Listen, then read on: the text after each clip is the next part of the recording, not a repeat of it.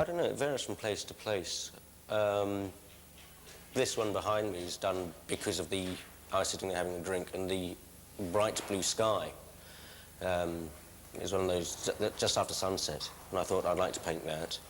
The large coffee shop that you've seen, I went in there for a few days because I was working nearby, and I thought, yes, there's something about this place, but I wasn't sure what, so I went in there every day for about 6 weeks, sitting in various chairs until I realised what it was I wanted to paint about it. And then I asked the owner if I could go in and take some photographs, because obviously I couldn't take an easel and an 8 foot by 4 foot canvas into a coffee shop. And I shot off about 3 or 4 rolls of film and did a few drawings, and I painted it from that. So how do you go about painting? Do you paint on site, or from memory, or from photographs or sketches? All. I prefer doing it on site, but as I say, it's very impractical to go in and into a bar. I couldn't have done this. It took 6 months, and taking a bar over for 6 months just isn't on. So I mainly work from photographs and drawings, what you call sketches, but I do as much as I can from life. Pubs seem to feature quite a lot in your paintings. Why is that? I like to paint life as I see it or as I experience it. And that sounds as though I'm always in the pub, which is quite true. I'm relaxed in the pub. I like the pub atmosphere. They're very British, very English things. I didn't do any bars that I found in Greece. I experienced other things. The intensity of light and the colours there, plus the fact I love the place. If you'd asked me a year ago whether I'd be painting flowers or sunsets, I'd have laughed at you.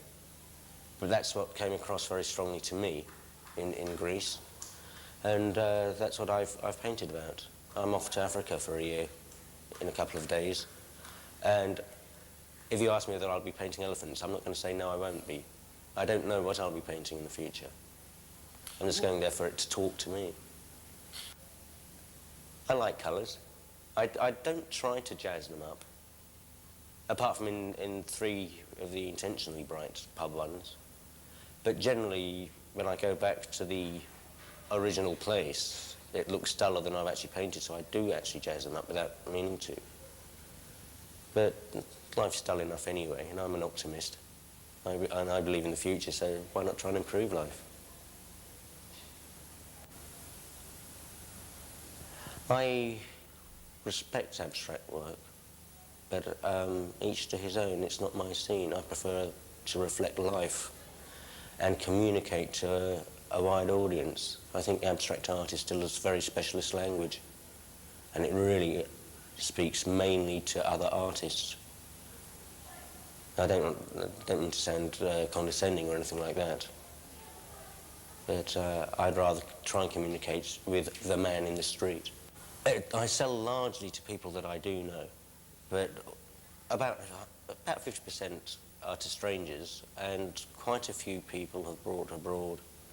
I've sold a lot to people in Texas who I've met through working for Texas Instruments. I've sold a few to people in New York. But I've also sold in various other countries, Sweden, Holland, Italy, Paris. Your paintings, are there any that you keep? Yes. There are 2 or 3. I don't like selling my work, but I take the attitude if I sell one, I can produce 2 more. And they're like children. They really are. And there are some that I will not sell. Unless I'm offered tremendously huge amounts of money for it, then I might be tempted. With your job, you combine your artistry with the job. Can you tell me what it entails?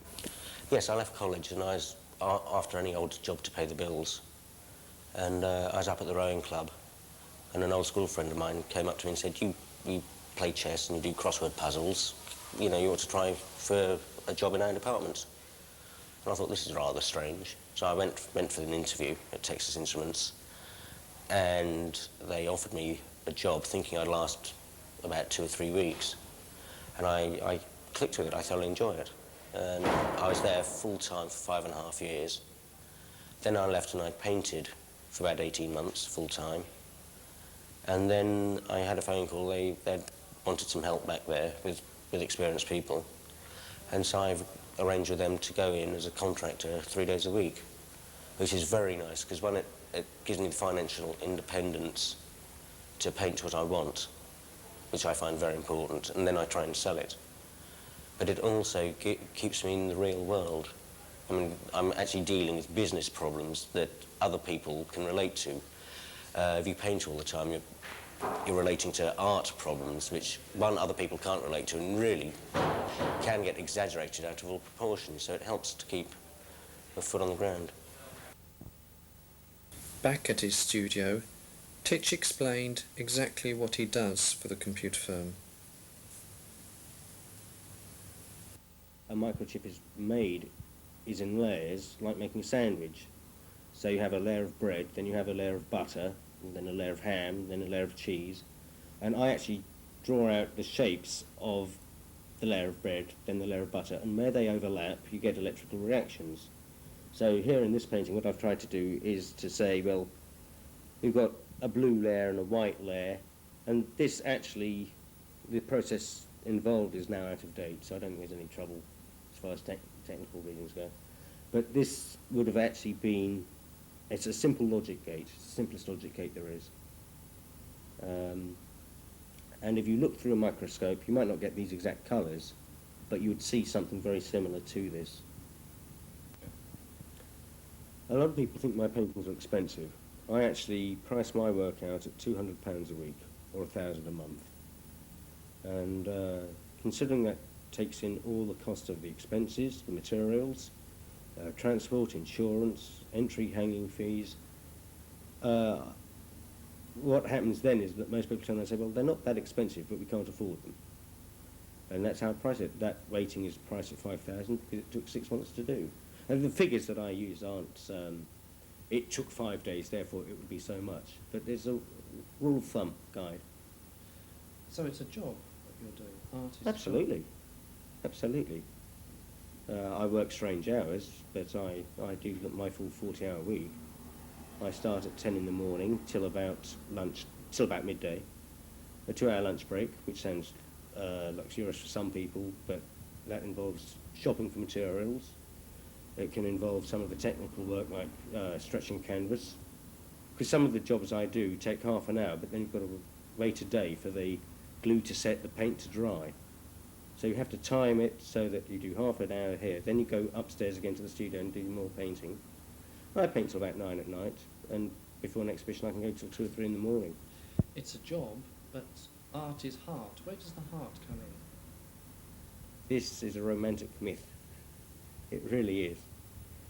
Occasionally you get inspired, and when you do get that high, it makes it worthwhile. But for all the years I've been painting now is 16 years, I reckon. I should imagine I've actually enjoyed it for less than an hour. But that hour's made it all worthwhile.